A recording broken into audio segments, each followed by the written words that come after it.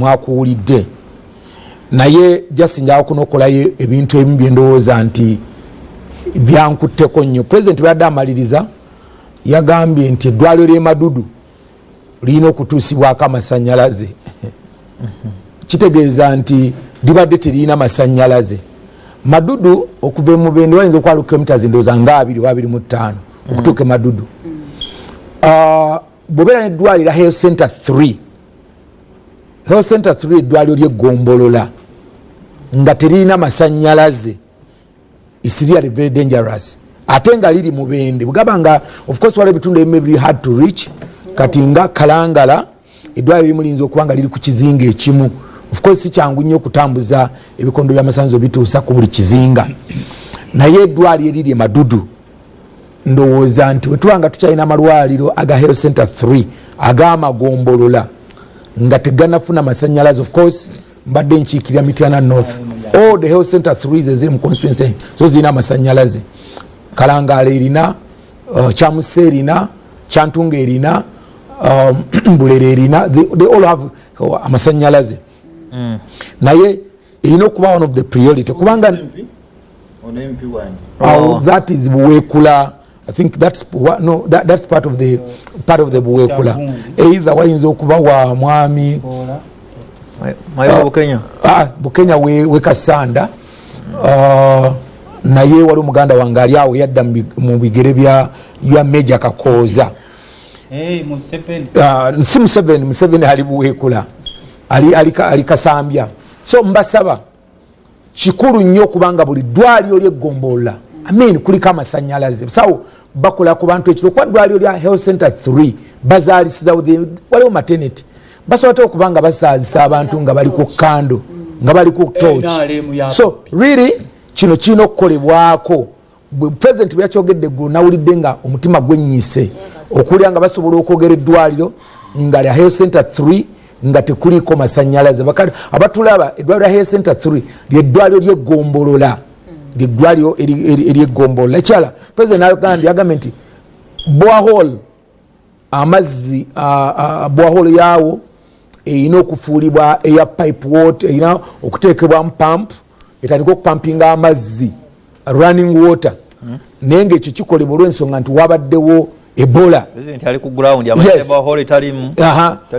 Of course this was a guided speech eyabadde ekoleddwa abakugu bagikoze kubanga era obwedda Dr. Chenge yabadde waali, Dr. Diana yabadde waali, I think even the Director General yabadde waali, nabadde mpulira ku CBS, nabadde siri ku BBS kulaba bifaananyi, but at least I knew those ones were around. Kakati ebe nabikulaga nti waliwo amalwaliro amalubanga e Madudu kino kyayogeddwa ekyabadde Madudu kiteekwa okuba nti tulina okwekebera.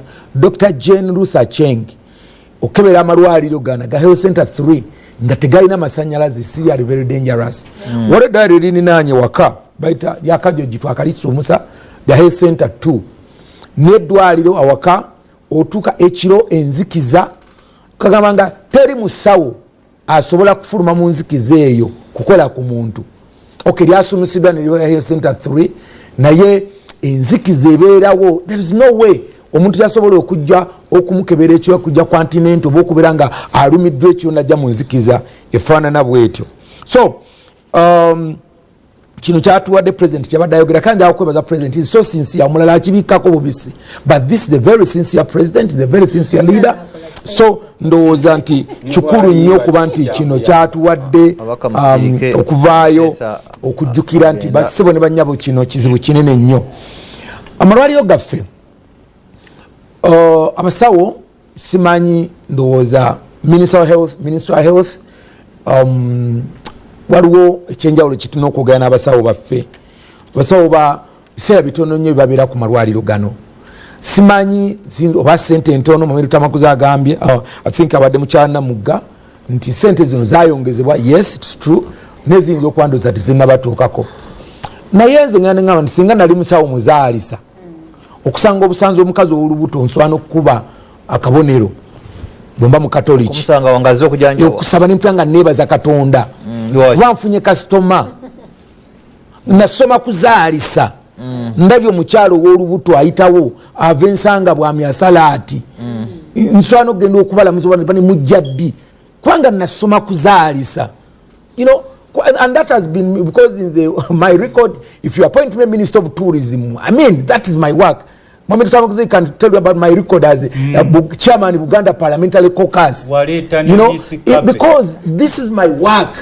Mpuliranga mbani passion okole ekyo kyemba mba nkyagala nebwe mbeeranga manti weeks bbiri omuzaali satali nyanga ku ddwaliro liyale kikwabya nogamba nti kataba abasawo baffe bagenda kukola bati abasomesa nabadde ku ssomero nabadde ntambula nensanga omukyalo omu naŋŋamba omwana wange asomera nandagire essomera private nemugamba tusasula sente meka nti tusasula emitwalo 17 naye omukyala asula emitwalo 17 n'omwami yamunobako ayina akawalake akalala kamala P7 kali awo katudde omwaka mulamba naye ayina akaana akalala ka P3 kasoma mu ssomero lya private emitwalo 17 between essomero lyekasomeramu lya private n'essomero lya government waliwo maybe a difference about half a kilometer naye tayagala kumutwala mu ssomero lya gavumenti kubanga amayinti essomero lya gavumenti tebafaayo omukyala nintunde omukyala nemugana naye emitwalo gino 17 gibadde gisobola nnyo kugamba nagenza okutuuka ali ku ssomero lya primary lya gavumenti lyaganda okutwala lya mitwalo 2.5